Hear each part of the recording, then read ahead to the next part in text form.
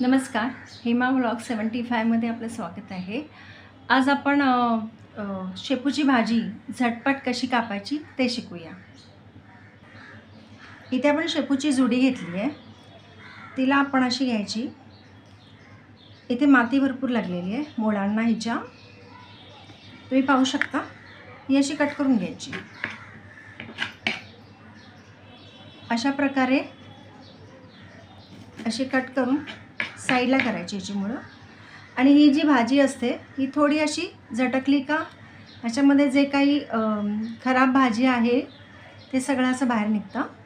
पिवळी भाजी आपण बाहेर काढू शकता. आणि तुम्ही पाहू शकता की चांगल्या प्रकारे आपण भाजी स्वच्छ केलेली आहे. आणि आता ह्याला चिरून घ्यायची.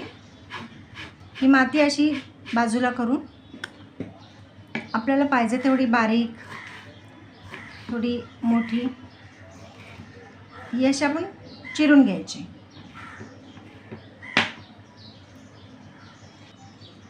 पुन्हा आपण ही भाजी घेतली आहे.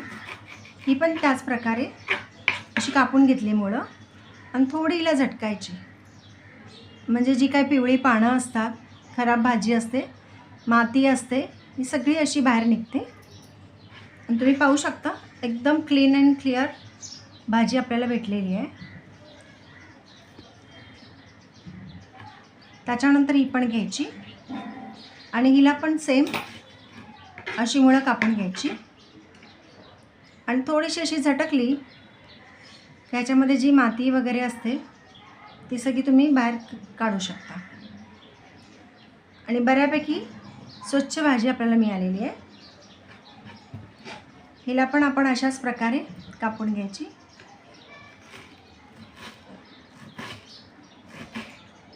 पहा किती झटपट आपण भाजी कापून घेतलेली आहे.